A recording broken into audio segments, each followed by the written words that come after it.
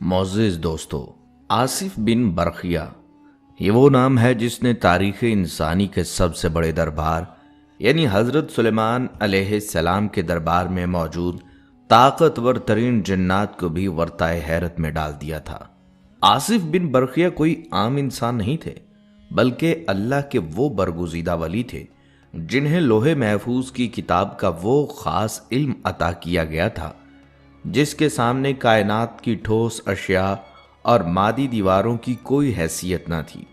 बल्कि आसिफ बिन बरखिया वो शख्सियत हैं जिन्होंने आज से हजारों साल पहले टाइम एंड स्पेस यानी वक्त और मकान के इन कवानीन को बदल कर रख दिया था जिन्हें समझने में आज की जदीद साइंस भी ठोकरें खा रही है।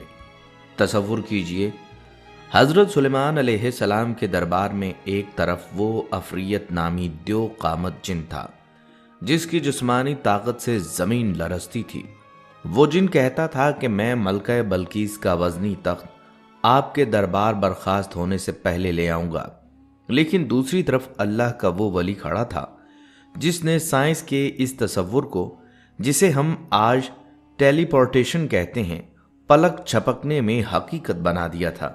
क्या आप जानते हैं कि जब जिन्नात की मादी ताकत हार गई तो आसिफ बिन बरखिया ने वो कौन सा खुफिया इस्म आज़म पढ़ा था, वो कौन सी फ्रीक्वेंसी थी जिसने हजारों मील का फासला सेकंड के 1000वें हिस्से में मिटा दिया।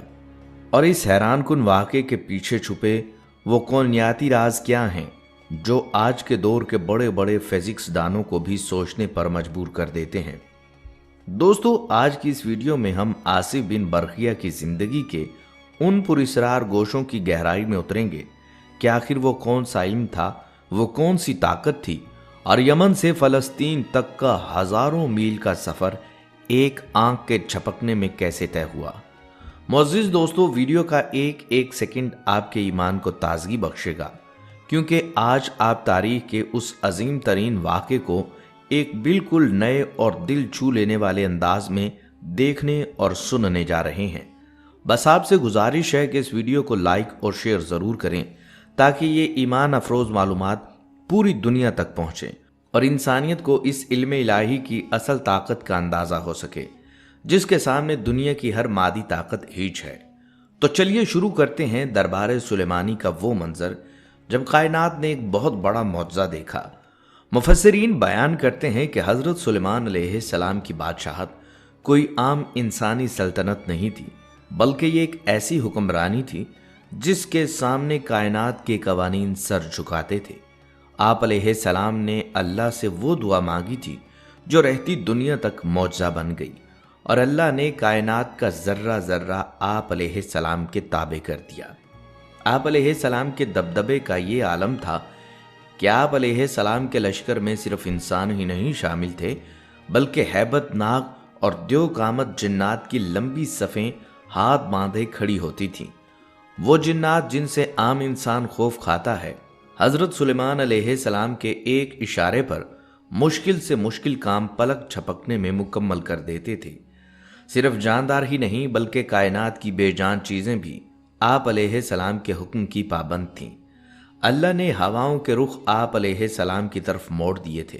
जब आप अलैहिस्सलाम चाहते हवा को हुक्म देते और वो आप अलैहिस्सलाम के तख्त को उठाकर महीनों का सफ़र मिनटों और घंटों में तय करवा देती। कुदरत इलाही से आप अलैहिस्सलाम के लिए तांबे के चश्मे जारी कर दिए जाते थे ताकि आप अलैहिस्सलाम तामीराती काम कर सकें।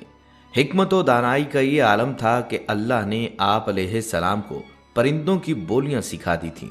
चरिंद परिंद जिन्नात और इंसान, गर्ज ये कि कायनात की कोई ऐसी ताकत न थी जो अल्लाह के हुक्म से हज़रत सुलेमान अलैहिस्सलाम के ज़ेरे असर ना हो। आप अलैहिस्सलाम का सफ़र जब शुरू होता तो एक ख़ास जाहो जलाल और रोब के साथ होता, जहाँ हर मखलूक अपनी अपनी जिम्मेदारियों में मसरूफ़ नज़र आती। हज़रत सुलेमान अलैहिस्सलाम का ये अजीम शान लश्कर जब ज़मीन पर सफ़र करता तो इसका नज़्म ज़ब्त देखने के लायक होता। आप अलैहिस्सलाम अक्सर ज़मीन की सैर और मुआयने के लिए निकला करते थे। दौरान सफ़र जब कभी पड़ाव डालने का वक्त आता तो सबसे पहला मसला पानी की तलाश का होता। इस काम के लिए आप अलैहिस्सलाम परिंदों को हुक्म देते کہ وہ بلندیوں سے اڑ کر دور تک دیکھ کر آئیں کہ زمین کی تہوں میں یا دور دراز مقامات پر پانی کہاں موجود ہے۔ روایت میں آتا ہے ایک مرتبہ حضرت سلیمان علیہ السلام پورے جاہو جلال کے ساتھ لشکر سمیت تشریف لے جا رہے تھے۔ آپ علیہ السلام نے اپنی مخصوص بصیرت سے پرندوں کی صفوں پر نظر ڈالی تو کیا دیکھا، پرندوں کے درمیان موجود ہدہد اپنی جگہ موجود نہیں۔ ایک نظم و ضبط والے حکمران کی طرح آپ علیہ السلام کو اس طرح کی بلا اجازت غیر حاضری پر بہت ناراضگی ہوئی۔ آپ علیہ السلام نے دریافت فرمایا، یہ ہدہد کب سے غائب ہے؟ حضرت سلیمان علیہ السلام نے وہاں موجود پرندوں اور اہلکاروں کو تنبیہ کرتے ہوئے فرمایا، اگر تو وہ کسی وجہ سے غائب ہوا ہے تو خیر ہے، لیکن اگر بغیر کسی ضروری کام کے اپنے ڈیوٹی سے چھٹی کی ہے تو یاد رکھو میں اسے ایسی سزا دوں گا جو اسے یاد رہے گی، یہاں تک کہ میں اسے ذبح کر دوں گا۔ ابھی حضرت سلیمان علیہ السلام کی ناراضگی کی گونج فضا میں موجود تھی کہ کچھ ہی دیر گزری تھی کہ ہدہد لشکر میں واپس حاضر ہو گیا۔ جیسے ہی وہ پہنچا دوسرے پرندوں نے اسے گھیر لیا اور خوف زدہ لہجے میں کہا، اے ہدہد اپنی خیر مناؤ، آج تم نے بہت بڑی غلطی کر دی۔ بادشاہ سلامت تم پر بہت غصہ ہیں اور تمہاری غیر حاضری پر تمہارے قتل کا ارادہ فرما چکے ہیں۔ یہ سن کر ہدہد کانپ اٹھا، مگر اس نے ہمت جمع کی اور پوچھا، کیا بادشاہ نے صرف ذبح کرنے کا حکم دیا ہے یا کوئی اور بات بھی ارشاد فرمائی ہے؟ اسے اپنی صفائی پیش کرنے کی فکر تھی، کیونکہ وہ جانتا تھا کہ وہ ایک عظیم مقصد کے لیے گیا تھا۔ دوسرے پرندوں نے اسے تسلی دیتے ہوئے کہا کہ بادشاہ سلامت نے یہ بھی فرمایا ہے، اگر ہدہد نے اپنی غیر حاضری کی کوئی معقول وجہ یا کوئی ٹھوس دلیل پیش نہ کی تب اسے ذبح کیا جائے گا۔ یہ سن کر ہدہد کو کچھ اطمینان ہوا، کیونکہ اس کے پاس ایک ایسی خبر تھی جو پوری سلطنت اور دعوت حق کے لیے بہت اہم تھی۔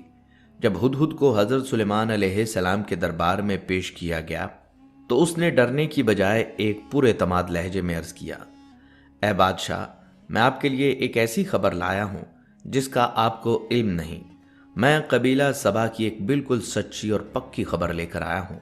ہدہد نے بتایا کہ جس قوم کو وہ دیکھ کر آیا ہے وہ سبا ہے، جو یمن کے علاقے میں آباد تھی۔ یہ وہ قوم تھی جس کی تجارت کے ڈنکے پوری دنیا میں بجتے تھے۔ ان کی دولت اور عظمت کا یہ عالم تھا کہ یونانی مورخین انہیں دنیا کی سب سے مالدار قوم کہتے تھے۔ ان کا قبضہ یمن سے لے کر افریقہ کے ساحلوں تک پھیلا ہوا تھا اور ہندوستان و عرب کی تمام تر تجارت انہی کے ہاتھوں میں تھی۔ ہدہد نے مزید تفصیلات بتاتے ہوئے کہا، اے میرے بادشاہ، میں نے وہاں دیکھا کہ اس قوم پر ایک عورت حکمرانی کر رہی ہے۔ اللہ نے اس قوم کو ہر طرح کی آسائش اور ساز و سامان دے رکھا ہے، اور اس ملکہ کا تخت اتنا عظیم الشان اور بڑا ہے کہ اسے دیکھ کر عقل دنگ رہ جاتی ہے، لیکن اس مادی ترقی کے پیچھے ایک بہت بڑا المیہ چھپا تھا۔ ہدہد نے رنجیدہ ہو کر کہا، اتنی نعمتوں کے باوجود میں نے دیکھا کہ وہ ملکہ اور اس کی قوم اللہ کو چھوڑ کر سورج کے سامنے سجدہ ریز ہیں۔ شیطان نے ان کے برے اعمال کو ان کے لیے خوشنما بنا دیا ہے۔ اتنی نعمتوں کے باوجود میں نے دیکھا کہ وہ ملکہ اور اس کی قوم اللہ کو چھوڑ کر سورج کے سامنے سجدہ ریز ہیں۔ شیطان نے ان کے برے اعمال کو ان کے لیے خوشنما بنا دیا ہے اور انہیں راہ حق سے بھٹکا دیا ہے۔ وہ اس اللہ کو سجدہ نہیں کرتے جو آسمانوں اور زمین کی چھپی ہوئی چیزوں کو نکالتا ہے اور جو ظاہر و باطن کا جاننے والا ہے۔ اس کے سوا کوئی معبود برحق نہیں، وہی عرش عظیم کا مالک ہے۔ جب ہدہد نے قبیلہ سبا کی خبر سنی تو حضرت سلیمان علیہ السلام نے ایک عظیم حکمران اور نبی کی شان کے مطابق فوراً یقین نہیں کر لیا، بلکہ فرمایا، اے ہدہد، اب ہم دیکھیں گے کہ تو سچ کہہ رہا ہے یا جھوٹ بول رہا ہے۔ یہیں سے ہمیں یہ سبق ملتا ہے کہ کسی بھی بڑی خبر کی تصدیق سب سے پہلے ضروری ہے۔ آپ علیہ السلام نے ایک خط تحریر فرمایا اور حکم دیا، میرا یہ خط لے جا کر انہیں دے دو، پھر وہاں سے ہٹ کر دیکھنا کہ ان کا کیا رد عمل ہوتا ہے۔ ہدہد نے حکم کی تعمیل کی اور یمن پہنچا۔ روایات میں آتا ہے کہ جس وقت ہدہد وہاں پہنچا، ملکہ بلقیس سورج کی پوجا میں مصروف تھی۔ ہدہد نے خط اس مہارت سے ملکہ کے قریب گرایا کہ وہ بلقیس کے پاس تو پہنچ گیا مگر وہ لانے والے کو نہ دیکھ سکی۔ ملکہ بلقیس اس اچانک اور پر اسرار انداز میں خط ملنے پر मरूब हो गई کہ آخر یہ خط یہاں پہنچا کیسے۔ اس معجزاتی انداز نے اس کے دل پر پہلے ہی قدم پر ہیبت طاری کر دی۔ ملکہ نے خط پڑھا تو اس کے چہرے پر فکر کے آثار نمایاں ہو گئے۔ اس نے فوری طور پر اپنی مجلس شورا کا ہنگامی اجلاس طلب کیا۔ تاریخ بتاتی ہے کہ اس کی مجلس کے ارکان کی تعداد 313 تھی، اور حیرت انگیز بات یہ ہے کہ اس کا ہر ایک رکن 10,000 افراد کا نمائندہ تھا، یعنی ملکہ کے پیچھے لاکھوں کی منظم فوج تھی۔ ملکہ نے اپنے درباریوں کو مخاطب کر کے کہا، اے اہل دربار، میری طرف ایک نہایت اہم اور معزز خط پھینکا گیا ہے جو فلسطین و شام کے عظیم فرما روا سلیمان علیہ السلام کی طرف سے ہے۔ ملکہ نے اس خط کی عظمت کا اعتراف کیا کیونکہ اس کا آغاز بسم اللہ الرحمن الرحیم سے کیا گیا تھا۔ مفسرین لکھتے ہیں کہ یہ وہی مبارک الفاظ ہیں جن سے اللہ کی رحمت نازل ہوتی ہے۔ ملکہ نے خط کا متن سناتے ہوئے کہا کہ سلیمان علیہ السلام کا پیغام صاف اور واضح ہے کہ میرے مقابلے میں سرکشی اور تکبر نہ کرو، بلکہ اطاعت اختیار کرو اور مسلمان ہو کر میرے دربار میں حاضر ہو جاؤ۔ یہ محض ایک بادشاہ کا دوسرے بادشاہ کو پیغام نہ تھا، بلکہ ایک نبی کی طرف سے حق کی دعوت تھی۔ معزز دوستو، ملکہ بلقیس انتہائی ذہین اور دور اندیش حکمران تھی۔ خط پڑھنے کے بعد اس نے اپنے سرداروں کو جمع کیا اور کہا، اے میرے قوم کے سرداروں، اس معاملے میں مجھے مشورہ دو۔ تم جانتے ہو کہ تمہارے مشورے کے بغیر میں کوئی فیصلہ نہیں کرتی۔ ملکہ کا یہ انداز اس کی سیاسی پختگی کو ظاہر کرتا تھا۔ جب ملکہ نے خط سنایا تو درباریوں کی غیرت جاگ اٹھی۔ انہوں نے اپنی طاقت کے زوم میں کہا، اے ملکہ، ہم بہت طاقتور اور جنگجو لوگ ہیں، ہم لڑنے کے لیے تیار ہیں۔ اب فیصلہ آپ کے ہاتھ میں ہے کہ آپ ہمیں کیا حکم دیتی ہیں۔ گویا وہ جنگ کے لیے پر تول رہے تھے، مگر ملکہ بلقیس جنگ کے انجام سے واقف تھی۔ اس نے ایک تاریخی جملہ کہا جو قرآن کریم میں بھی محفوظ ہے، بے شک بادشاہ جب کسی ملک میں بطور فاتح داخل ہوتے ہیں تو اسے تباہ و برباد کر دیتے ہیں اور وہاں کے عزت داروں کو ذلیل کر دیتے ہیں۔ ملکہ کا مقصد یہ تھا کہ جنگ آخری راستہ ہونا چاہیے، پہلے معاملے کو حکمت عملی سے سمجھنا چاہیے۔ لہٰذا ملکہ نے ایک اہم فیصلہ کیا کہ میں حضرت سلیمان علیہ السلام کی طرف کچھ بیش قیمتی تحائف بھیجتی ہوں اور دیکھتی ہوں کہ ان کے قاصد کیا خبر لاتے ہیں۔ یہاں ملکہ کا اصل مقصد ایک امتحان لینا تھا۔ وہ دیکھنا چاہتی تھی کہ سلیمان علیہ السلام ایک عام دنیا دار بادشاہ ہیں جو مال و دولت دیکھ کر خوش ہو جاتے ہیں، یا وہ اللہ کے سچے نبی ہیں جن کا مقصد صرف حق کی دعوت ہے۔ چنانچہ بلقیس نے ایک بڑا وفد روانہ کیا۔ اسرائیلی روایات کے مطابق ان تحائف میں سونے کی اینٹیں، نایاب جواہرات، 100 غلام اور 100 کنیزیں شامل تھیں۔ ملکہ کا خیال یہ تھا کہ اتنی بڑی دولت دیکھ کر کوئی بھی بادشاہ مرعوب ہو جائے گا، لیکن ملکہ اس بات سے بے خبر تھی کہ جس ہستی کو وہ تحائف بھیج رہی ہے اسے کائنات کا مالک خود وحی کے ذریعے پل پل کی خبر دے رہا ہے۔ اللہ تعالیٰ نے اپنے نبی کو ان تمام تحائف کی تفصیلات قاصدوں کے پہنچنے سے پہلے بتا دی تھیں، لہٰذا حضرت سلیمان علیہ السلام نے جنات کو حکم دیا کہ شہر میں داخل ہونے والے راستے پر سونے چاندی کی اینٹوں کا فرش بچھا دیا جائے۔ راستے کے دونوں جانب سونے کے عجیب الخلقت جانور کھڑے کر دیے۔ وزراء اور عمال سلطنت کی تمام کرسیوں کو سونے کا کر دیا جائے۔ دربار کو ہیرے جواہرات سے مزین کیا جائے۔ جب ملکہ بلقیس کے قاصد وہاں پہنچے تو ان کی آنکھیں کھلی کی کھلی رہ گئیں۔ وہ جو تحائف بڑے فخر سے لائے تھے، انہیں اس عظیم الشان سلطنت کے سامنے دیکھ کر وہ دل ہی دل میں شرمندہ ہوئے اور حضرت سلیمان علیہ السلام کے رعب سے مرعوب ہو گئے۔ انہیں احساس ہو گیا کہ یہ کوئی عام بادشاہ نہیں بلکہ اللہ کا برگزیدہ پیغمبر ہے۔ حضرت سلیمان علیہ السلام نے ان کے لائے ہوئے تحائف کی طرف دیکھا تک نہیں اور بڑے جلال کے ساتھ فرمایا، کیا تم لوگ مال کے ذریعے میری مدد کرنا چاہتے ہو؟ اللہ کی قسم، جو کچھ میرے رب نے مجھے عطا کیا وہ اس سے کہیں بہتر اور زیادہ ہے جو تم نے دیا، لہٰذا تمہارا یہ تحفہ تم ہی مبارک ہو، مجھے اس کی حاجت نہیں۔ آپ علیہ السلام نے قاصدوں کو مخاطب کر کے وہ جملہ کہا جس نے ملکہ کے ایوانوں میں لرزہ طاری کر دیا، جاؤ اپنے یہ تحائف واپس لے کر چلے جاؤ اور اپنی ملکہ سے کہنا کہ سلیمان علیہ السلام ایک زبردست لشکر کے ساتھ آئے گا جس کا مقابلہ کرنے کی تم میں طاقت نہیں۔ ہم تمہیں وہاں سے ذلت کے ساتھ باہر نکالیں گے اگر تم نے حق کو تسلیم نہ کیا۔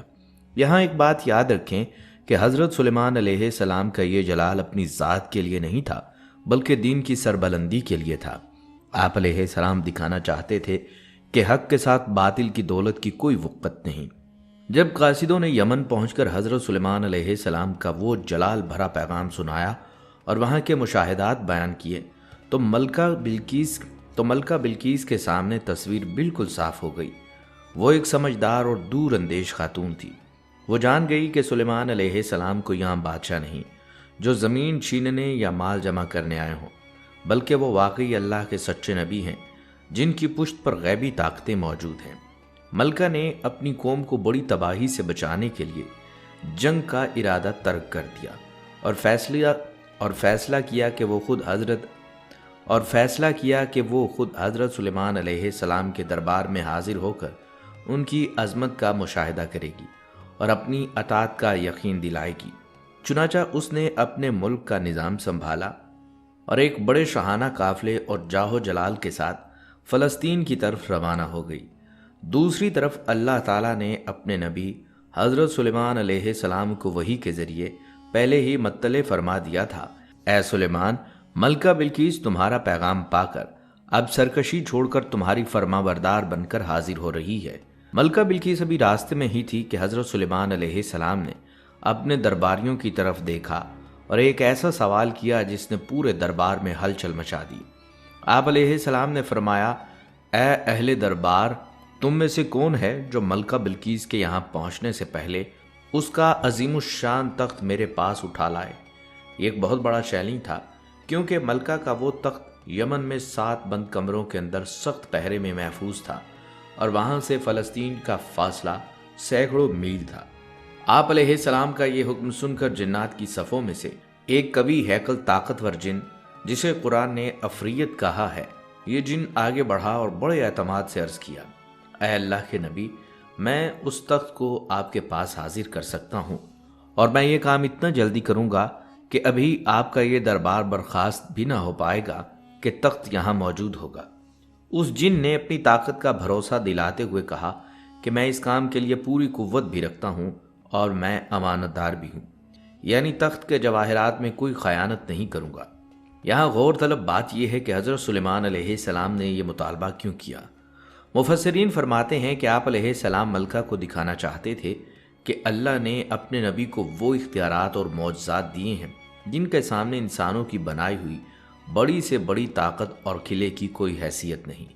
دوستو، جب اس قوی ہیکل جن نے کہا کہ دربار ختم ہونے سے پہلے تک تخت لا سکتا ہوں تو حضرت سلیمان علیہ السلام نے خاموشی اختیار فرمائی، جیسے آپ علیہ السلام اس سے بھی زیادہ تیز رفتار معجزے کا انتظار فرما رہے ہوں۔ اسی دوران دربار میں موجود ایک ایسا شخص اٹھا جس کے پاس کتاب کا علم تھا۔ مفسرین لکھتے ہیں کہ یہ حضرت سلیمان علیہ السلام کے وزیر اور سچے امتی حضرت آصف برقیہ تھے۔ ان کے پاس کوئی جسمانی طاقت یا جنات جیسی ہیبت نہ تھی، بلکہ ان کے پاس کلام اللہ اور اسم اعظم کی طاقت تھی۔ اس مرد مومن نے عرض کیا، اے اللہ کے نبی، میں وہ تخت آپ کے پاس اتنی جلدی لا سکتا ہوں کہ آپ کی آنکھ جھپکنے یعنی پلک مارنے سے پہلے وہ یہاں موجود ہوگا۔ ابھی یہ بات مکمل ہی ہوئی تھی کہ سب نے دیکھا کہ وہ عظیم الشان تخت جو سینکڑوں میل دور یمن کے قلعوں میں بند تھا، حضرت سلیمان علیہ السلام کے سامنے دربار میں رکھا ہوا تھا۔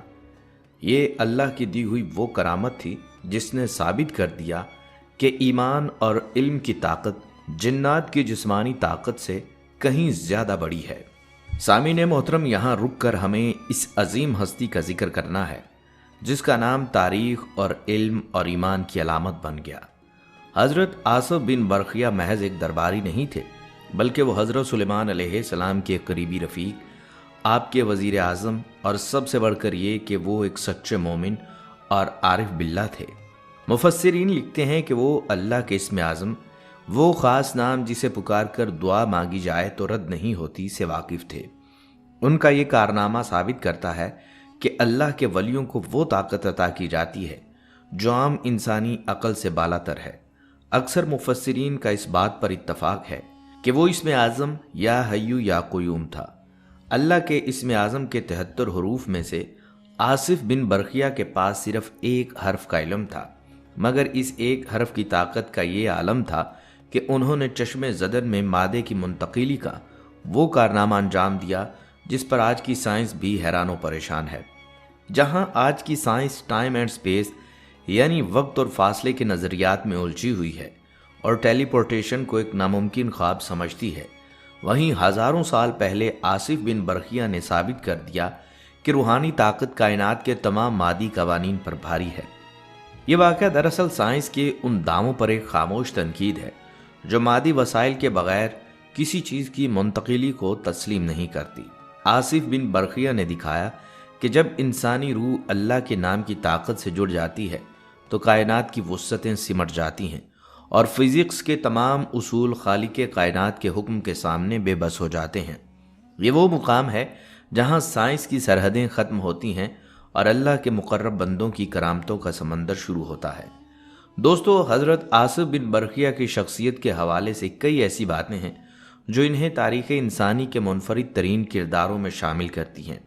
مفسرین کرام بشمول حضرت ابن عباس رضی اللہ تعالیٰ عنہ بیان کرتے ہیں کہ آصف بن برقیہ حضرت سلیمان علیہ السلام کے محض ایک وزیر ہی نہیں بلکہ آپ علیہ السلام کاتب اور معتمد خاص بھی تھے۔ ان کی زندگی کے بارے میں ایک دلچسپ نکتہ یہ ہے کہ جہاں قرآن انہیں علم والا قرار دیتا ہے، وہیں قدیم آسمانی کتابوں بائبل میں ان کا تذکرہ ایک مذہبی نغمہ نگار اور گائک کے طور پر بھی ملتا ہے۔ وہ اپنی خوبصورت آواز میں اللہ کی حمد و ثنا یعنی زبور پڑھا کرتے تھے۔ روحانی علوم کی کتابوں میں ان سے منسوب ایک کتاب الاجناس کا ذکر آتا ہے جسے عملیات اور روحانیات کے حلقوں میں نہایت اہمیت دی جاتی ہے۔ آصف بن برقیہ کے مزار مبارک کے بارے میں بھی مختلف روایات ہیں۔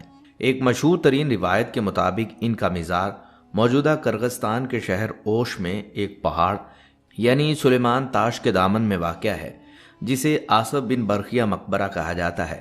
زائرین کا ماننا ہے کہ انہوں نے وصیت کی تھی کہ انہیں اسی مقدس مقام پر دفن کیا جائے۔ آصف بن برقیہ کی زندگی ہمیں یہ سبق دیتی ہے کہ جب انسان کا علم اور ایمان کامل ہو جاتا ہے تو وہ مادے کی قید سے آزاد ہو کر ایسی فتوحات حاصل کرتا ہے جس کے سامنے جدید سائنس بھی گھٹنے ٹیک دیتی ہے۔ بہرحال دوستو، جب حضرت سلیمان علیہ السلام نے ملکہ بلقیس کا وہ عظیم الشان تخت اپنے سامنے موجود پایا تو آپ علیہ السلام کی زبان مبارک پر غرور یا تکبر کی بجائے اپنے رب کی حمد و ثنا جاری ہو گئی۔ آپ علیہ السلام نے عاجزی کے ساتھ فرمایا، یہ سب میرے رب کا فضل ہے۔ آپ علیہ السلام نے اس معجزے کو اپنا کمال سمجھنے کی بجائے اللہ کی طرف سے ایک امتحان قرار دیا کہ آیا میں اس عظیم نعمت پر شکر ادا کرتا ہوں یا نہ شکری۔ اس کے بعد حضرت سلیمان علیہ السلام نے ملکہ بلقیس کی آمد سے قبل ان کی عقل و دانش کا امتحان لینے کے لیے تخت کے رنگ و روپ میں کچھ رد و بدل کروا دیا۔ جب ملکہ دربار میں حاضر ہوئی تو ان سے پوچھا گیا، کیا تمہارا تخت بھی اسی طرح کا ہے؟ انہوں نے کمال ہوشیاری سے جواب دیا، یہ تو گویا ہو بہو وہی ہے۔ بلقیس کو اپنی سلطنت کی روحانی اور مادی عظمت دکھانے کے لیے آپ علیہ السلام نے ایک ایسی حیرت انگیز عمارت تیار کروائی جس کا فرش شفاف شیشے کا تھا اور اس کے نیچے تیز رفتار پانی میں مچھلیاں تیر رہی تھیں۔ جب بلقیس اس محل میں داخل ہوئیں تو انہوں نے اسے گہرا حوض سمجھا اور پار کروانے کے لیے اپنی پنڈلیاں کھول دیں۔ تب حضرت سلیمان علیہ السلام نے حقیقت واضح کرتے ہوئے فرمایا، یہ پانی نہیں بلکہ شیشے سے جڑا ہوا محل ہے۔ یہ وہ آخری نشان تھا جس نے بلقیس کے دل کو تسخیر کر لیا اور وہ پکار اٹھیں کہ اے میرے رب، میں سلیمان علیہ السلام کے ساتھ رب العالمین پر ایمان لاتی ہوں۔ معزز دوستو، حضرت سلیمان علیہ السلام اور ملکہ بلقیس کا یہ واقعہ ہمیں سکھاتا ہے کہ اصل طاقت اور اقتدار صرف اللہ کے پاس ہے اور سچی کامیابی وہی ہے جو انسان کو اپنے رب کے حضور جھکا دے۔